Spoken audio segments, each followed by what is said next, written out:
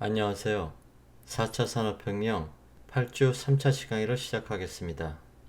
오늘의 주제는 챕터 10 적층 가공과 3D 프린팅입니다. 21세기의 산업화에 대해서 말씀드리겠습니다. 3D 프린팅은 생산과 소비 시스템 그리고 글로벌 공급망을 바꿀 것입니다. 3D 프린팅은 북구 선진국들이 개척한 신기술로 대부분의 3D 프린팅 시설 역시 그 지역에 존재합니다. 3D 프린팅의 영향력은 생산 단계에서 현재 가치사슬을 보완하는 수준에 머물러 있습니다. 하지만 3D 프린팅으로 제작된 결과물들이 미숙련, 노동집약적 및 저부가가치 노동을 완전히 대체함에 따라 영향력은 보다 파괴적으로 작용할 수도 있습니다. 따라서 3D 프린팅 기술이 선진국으로의 대규모 리쇼어링으로 이어진다면 개발도상국이 채택한 노동집약적, 저비용 제조업 기반의 산업 전략은 효과를 잃을 것이며 많은 일자리가 사라질 것입니다. 재화와 서비스의 생산, 유통, 사용에 대한 법률과 규제 체계도 반드시 다시 검토해야 됩니다. 만약 3D 프린팅 매장이나 개인이 3D 프린터로 직접 만든 물건에 하자가 발생할 경우 누가 책임을 지게 될 것인가 하는 문제가 있습니다. 디지털 템플릿 사용자인지 3D 프린터를 만든 사람인지 아니면 3D 프린터를 사용해 물건을 만든 사람인지에 대한 책임에 논란이 있을 수 있습니다. 3D 프린팅의 필수적인 데이터 소유권이나 국가 간 이전에는 어떤 지적재산권 제도가 적용되어야 할까에도 의문이 있습니다. 부가가치와 관세는 또 어떻게 적용되어야 할까에 대해서도 고려해 봐야 됩니다. 이해관계자들의 협력과 정책적 고려가 필요한 마지막 이슈는 보안입니다. 3D 프린트 무기의 확산 가능성도 큽니다. 개인이나 비국가 단체들이 3D 프린터로 굳이 무기를 직접 만들어 확산시키지 않아도 무기의 디지털 템플릿을 손쉽게 만들고 배포할 수 있기 때문입니다. 이미 3D 프린터로 총을 제작하는 것이 가능한 상황이며 기술이 정교해짐에 따라 생체 조직이나 세포 또는 화학물질과 같은 복잡한 소재를 3D 프린터 무기의 재료로 사용할 가능성도 있습니다. 관련 동영상을 보시겠습니다.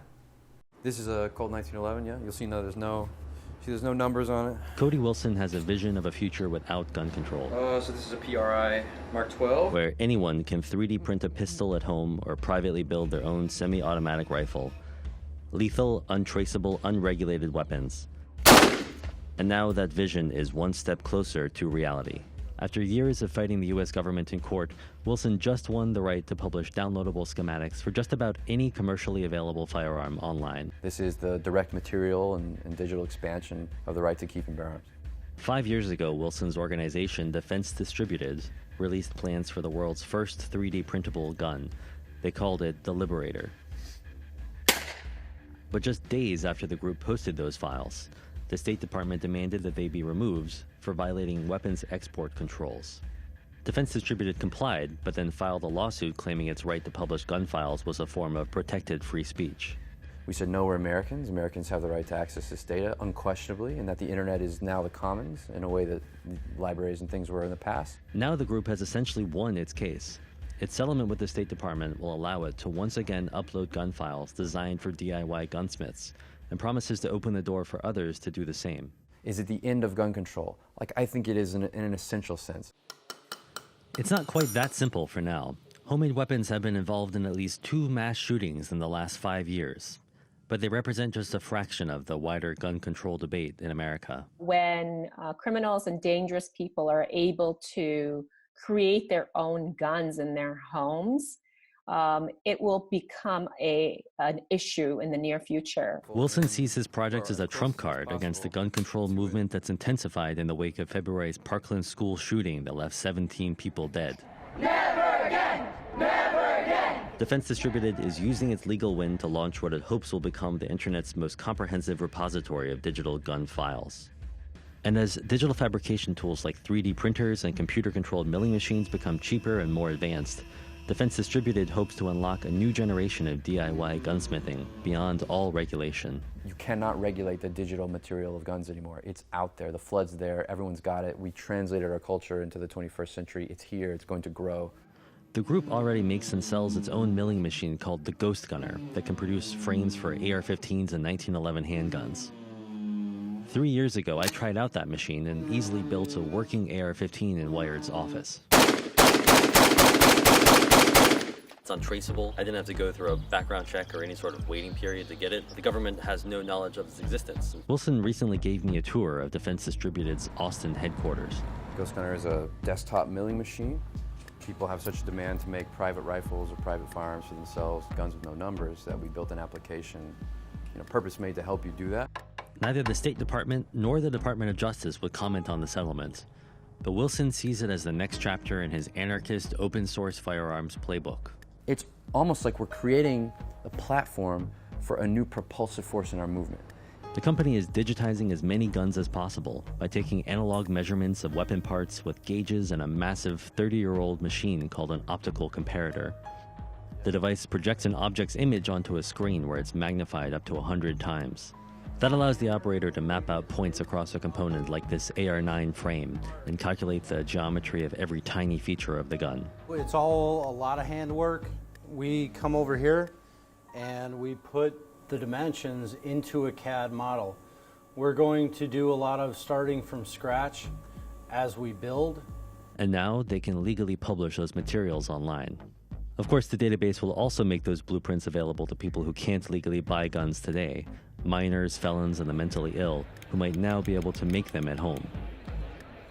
Wilson argues that's unlikely to happen, but says the possibility won't stop him from doing his work. I'm resolved that because of my political principles and because of my belief in what's driving the project, that you have to accept that obviously people will do bad things. This is not in any way a justification for wholesale class-based prohibition on access to the right to keep and bear arms. Wilson sees the digital library of weapons material his group is building as a way to undermine any future efforts to control the weapons he believes everyone should have access to. As Wilson admits, it's a dangerous vision. I think almost without exception that people have a right to this kind of data regarding anything. And now it has the legal approval of the US government. 적층 가공 산업을 위한 정책 제안입니다. 영국 노팅엄 대학교 생산기술학 교수인 필 디킨스의 말을 들어보겠습니다. 적층 가공 기술에는 많은 장애물이 있습니다. 이런 장애물들은 전 세계적 공통과제로 해결을 위해서는 국제적 지원의 전략과 정책이 필요합니다. 이미 영국에서는 어떤 장애물이 있는지, 어떻게 문제를 해결해야 하는지에 대한 논의가 진행되고 있습니다. 영국에서 이미 개발되고 있는 적층 가공 전략은 전 세계에서 공통적으로 나타나는 7개의 장애물들을 정리했습니다. 그 문제점으로는 소재, 설계와 개발, 기술과 교육, 비용 투자 파이낸싱, 기준 및 규제, 측정 검사 시험, 지적 재산권의 보호 및 비밀 유지 등이 있습니다. 기술과 교육의 문제는 아마도 가장 시급하고 가장 중대한 문제가 될 것입니다. 이 문제가 해결되지 않으면 다른 장애물들을 극복하더라도 이익이 발생하지 않습니다. 지금 당장 필요한 것은 기술을 당장 사용할 수 있도록 노동자들의 능력을 향상시키는 것입니다. 하지만 적층 가공 기술을 제대로 활용할 수 있는 기업 전략을 도출하기 위해서는 회사 고위 임원진이 전체적인 상황을 파악하고 프로그램을 이해하고 있어야 합니다. 매우 복잡한 부품을 설계하는데 기존의 컴퓨터 드래프팅 방식을 사용하면 종종 파일 사이즈가 매우 커지게 됩니다. 그러면 소프트웨어나 하드웨어가 고장나거나 느려집니다. 설령 설계가 완료된다 하더라도 이렇게 큰 파일은 데이터 전송 시 문제가 생깁니다. 3D 프린터를 완벽하게 활용하려면 설계자들은 제품을 둘러싼 물리학을 이해해야 합니다. 이를 위해서는 매우 다른 설계 도구를 사용해서 소프트웨어와 상호작용을 하는 새로운 방식이 필요합니다. 3D 프린팅이 세상을 어떻게 바꿀지에 대한 동영상을 보시겠습니다.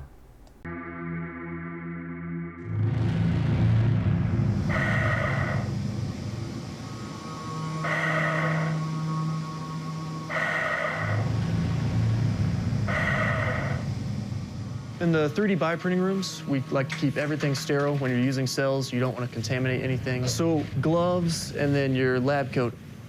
And so it's basically you're just printing body parts? Is that what's going on? Right.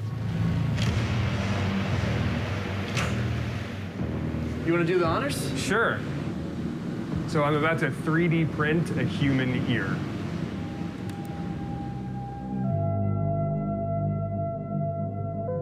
The Wake Forest Institute for Regenerative Medicine is developing methods to manufacture human tissue, using specialized 3D printers to fabricate a range of functioning, viable body parts. So here we are 3D printing skin. So the aim of this is basically to make printers where you could print sheets and sheets of it and then basically be able to transplant it on a patient who needs it. Wow. We have a couple demos set up here. The first one here is an artificial heart valve, and it's forcing fluid back and forth, and that is an artificial blood vessel. It's actually meant to be a carotid artery, like in the neck. And so then the idea is you can take out the part that isn't working and then put this in. How different is this from like 3D So it's printing a trinket? Like, The exact same concept. You take a 3D CAD file and then you convert that into your printing code and then you can print it. The only difference here is that we've got all the biomaterials and your cellular components too. and where do the cells come from? Depending on the patient, you can take a postage-sized stamp of cells and then turn it into all the different cell types of the body. And then how do you implant it? You just sew it on? Exactly. That's it. Suture it on and cover it up and you're good to go. Amazing. Well, one of the major challenges in medicine, of course, is not having a sufficient number of tissues and organs that you can use to replace in patients. And so the concept here is why not just create them? How long do you think it is until you can print a whole body? Well, I remember watching the very first Westworld movie. You know, it came out in the movie theaters many years ago. Sure. Is that possible in the future? You never know.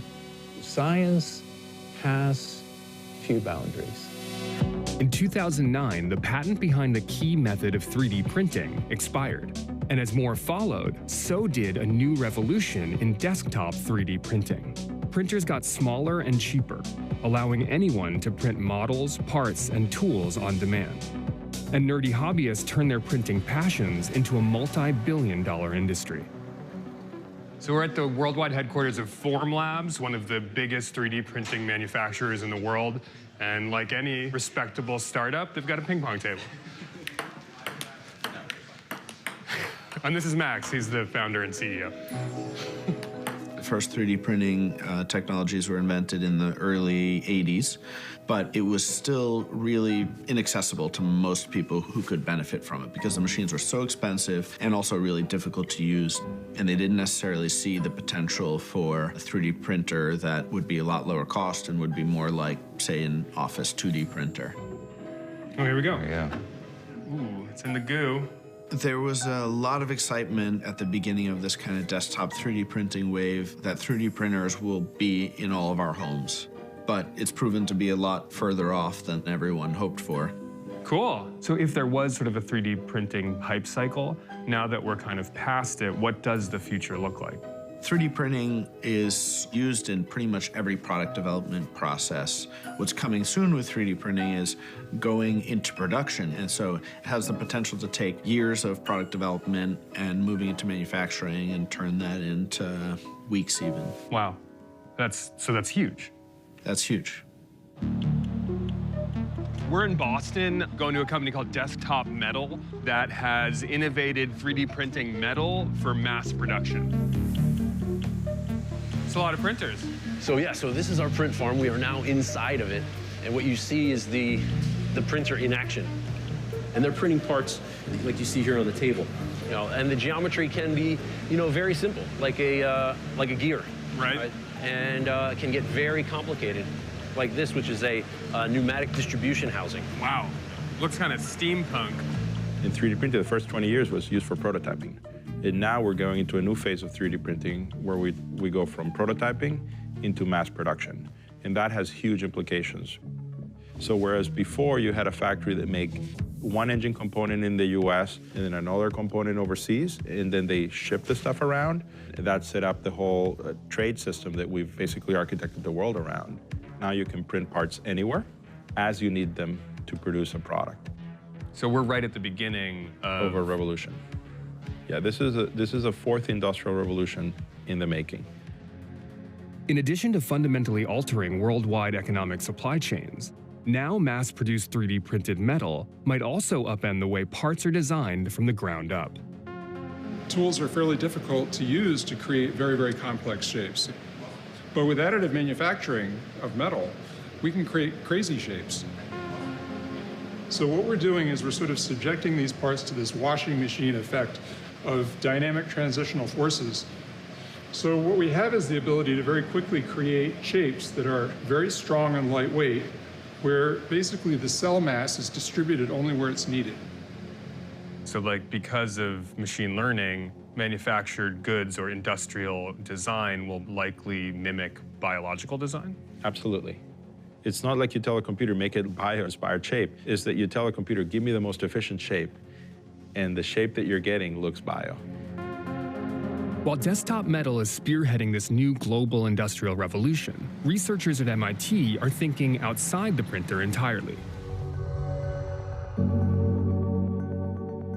We visited two labs pushing the limits of material science and challenging the way we think of materials themselves. Essentially, printing is a material science chamber. Like, it got us more and more focused, understanding like what can materials do, how far can we push our products to behave in new ways. This is a cellulose-based material. You'll see that it'll morph, just with the moisture of my skin. So same thing, but it only transforms by sunlight. You can apply it to windows, like glass facades or skylights. The last category of research that we study is self-assembly. They'll come together slowly over time. They'll make these kind of cubic lattice structures. What we're interested in this scenario is like, what's the far futures of fabrication? Like, can we give more and more agency where the materials can make decisions, learn, adapt, perform in ways we've never even imagined? Whether aided by self-assembly or artificial intelligence, turning digital processes into tangible objects is a key factor in how we envision the future of fabrication. How would you characterize the work that you do at the Center for Bits and Atoms? We try to understand how digital things become physical things and physical things become digital things. Now, interestingly, the founders of computer science, von Neumann and Turing, the last thing in their life they studied is exactly this question about how computation becomes physical. How to design a machine that communicates a computation for its own construction. The core research project here is now to actually make that. You can think of it as the Star Trek replicator, because that's really what this is. This is the future that you're envisioning? Is that what you're talking about? Oh, it's the future that's on the table in front of us. Oh, hello. So these are what we call relative robots, and relative robots are designed to operate specifically within this lattice environment. But what we're working on now is we have robots that can crawl in the structure. The next step is to give bolting end effectors to them so that they can build the structure and have an army of these things building a big structure in space. Oh, I see what you're saying. When you have armies of these robots building high-performance structures for you, possibilities are going to be endless. It's going to help us get to Mars. It's going to help us get to other galaxies. It's going to help us explore the universe. I'm in. It might sound far-fetched, but all the technologies we've seen are converging in pursuit of a civilization on Mars. And NASA's manufacturing wing is revolutionizing how we'll use 3D printing to get there. So this is a laboratory training complex. It's pretty much a one-to-one mock-up of the U.S. lab on space station right now. This is actually our backup for the first 3D printer that we ever launched to space. The space station is an amazing vehicle. We're still somewhat Earth dependent with our space station model. For Mars, we want to be Earth independent. Space does really drive home how important it is to conserve. What are we really going to need for in-space manufacturing to make these parts? What you really have to do is have sustainability. This is the refabricator. So it's the first ever integrated 3D printer and recycler all in one. We want to be able to, in one machine, 3D print the part, and then when you're done with it, you just feed it back in and it creates new filament and you can make a whole new part. What excites me the most is that closed loop life cycle. It may seem like a long time before we're going to Mars. It's really not, and we have to work on these technologies today to be ready. Is a 3D printer going to help us get to Mars? Absolutely, 1,000%. Back on Earth, a startup in Los Angeles is reimagining how we could rapidly automate the production of orbital rockets. So that's a 3D printer? Yes, this is Stargate, which we developed and built ourselves, and it's the largest metal 3D printer in the world. Why did you call it Stargate? There's a video game called StarCraft, and Stargate is what you build to warp in spaceships, and so we named it after that, because we're warping in spaceships. This thing is massive. Fundamentally, what we're doing is feeding in aluminum wire and then melting it with a very high-power 11-kilowatt laser. So it's like a big soldering arm? With a laser, yeah, with a laser. This is the first large part that we made, which was a fuel tank. Normally, getting a tank of this size in like aerospace or rocket quality would take you well over 12 months. How long did it take you to make this? It's like 7 days of print time, actually. 7 days? Now that it's developed, yeah, 7 days, yeah.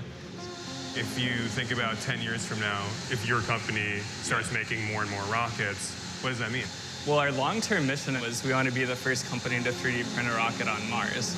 So you're 3D printing rockets to send a 3D printer to Mars to 3D print more rockets? To come back to Earth, yeah.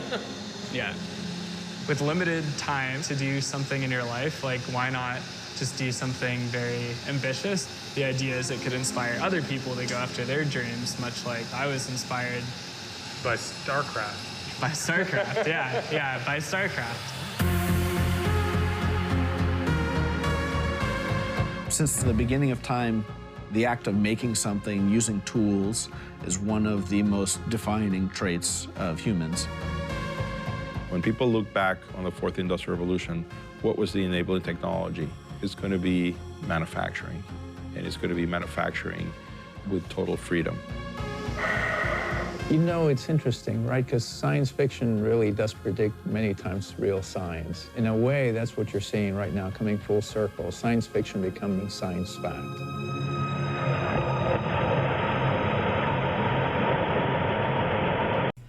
어펜딕스입니다. 지금까지 시청하신 것으로 이번 차수 수업이 인정됩니다. 관련 동영상을 보시겠습니다. 3D printing made a big splash when it first came out, and it seemed like everybody's desk were adorned with plastic toys. Now the technology is being used to make parts for cars, planes, and clothes? Advanced technology goes into this that you can wear every single day. Elisa Yoakum, president of Stax 3D, tells us how 3D printed fashion is going to be a couture game changer. Let's start with 3D printed wearable clothing. This actually started as powder in a bed in a 3D printer, and then a model is sent to the computer. A designer draws up a model of a clothing item using fashion design software and sends the file to the 3D printing computer. That computer slices up that model so it has a layer by layer approach to how it's going to print it, and a laser goes in and hardens up that powdered material into the chainmail that you see here. The finished product still has a plastic texture, but when worn over a bodysuit, it flows and moves with the body comfortably.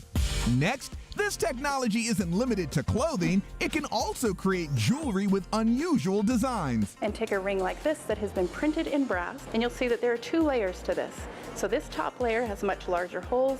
Inside is much smaller. While traditional jewelry can be designed using tools to cut and engrave, 3D printing allows designers to shape metal and plastics in ways that can't be done by hand. There's nothing that you would ever be able to do that could have you get this kind of complex or impossible geometry together in the traditional sense. 3D printed clothing? Check. 3D printed jewelry? Check. Finally, 3D printed fashion accessories. These cool blue glasses I'm wearing are from eyeglass designer Edward Biner. Andrew, Dr. Fashion Bernstein, is a huge fan of these lightweight 3D printed glasses that can be customized in any imaginable color or style. He also says to keep an eye out for 3D printed ties like the one he's wearing wearing that can be made in just a few hours and are flexible and durable. Look at that, isn't that cool? We're getting all dressed up in fashion that's taking us to the next dimension.